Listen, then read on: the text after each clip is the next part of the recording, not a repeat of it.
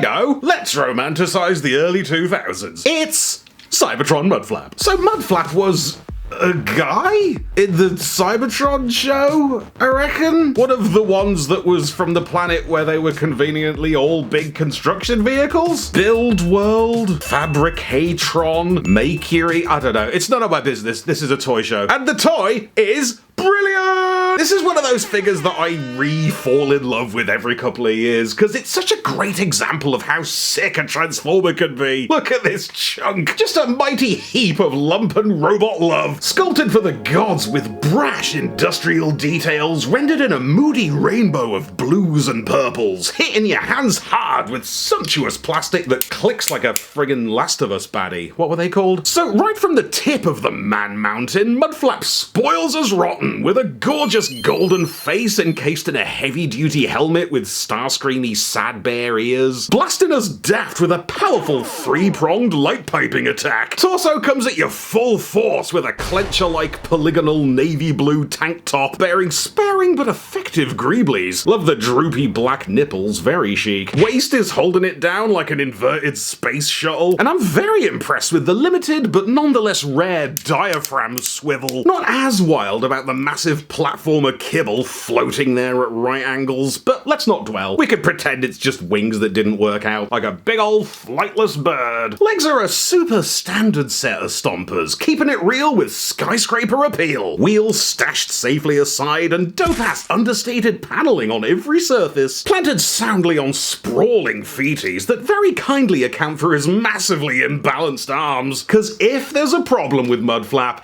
it's the arms. Not the limbs themselves. They're very on-brandly brawny and basic and bodacious, but the weapons are, charitably, inelegant. Look at him just chilling on these enormous floorboards of obvious alt mode with more than double the footprint of his forearms. Come on. I mean, he's trying. We got a nice flip-out oblong bazooka. Bazooka blong, but it looks relatively puny, considering. What's he trying to prove with his entire crane arms slung under there? Can we tidy it up? No. Kinda. Can we fully extend it and deploy a gnarly-ass faux-serrated laser sword blade until it's twice as long as he is? You bet your ass! I mean, it's a statement, but it's the kind of statement that requires a lot of rationalizing. A reach, you might say.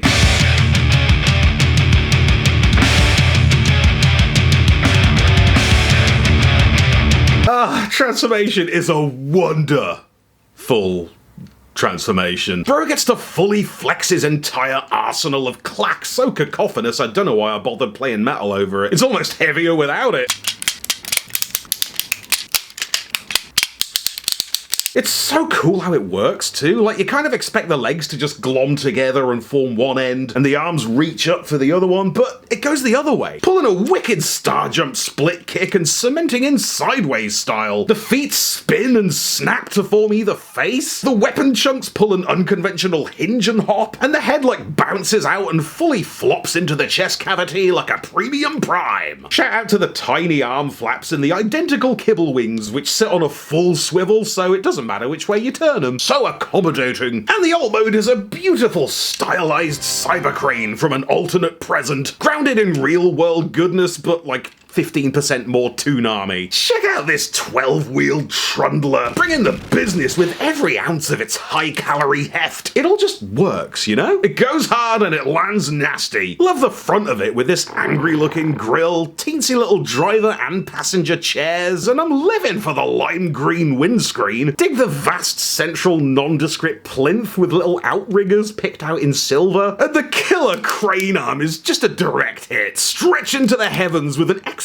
telescopic cylinder. Love that it gets its own little cockpit, and do you know I just found out he's a Decepticon? Even better. Anyway, the cyber gimmicks remain active. Just jab a key in there, doesn't matter which one, does it? To see the cannon flip forward and expose even more detail. Love the painted plumbing and the purple insert here arrow, by the way. And of course, Mudflap can take on his ultimate form with weapons a-go-go and arm extended as the notorious Stab Crane. Bit droopy after 20 years, but it holds up. Ba-doing, ba-doing, ba-doing.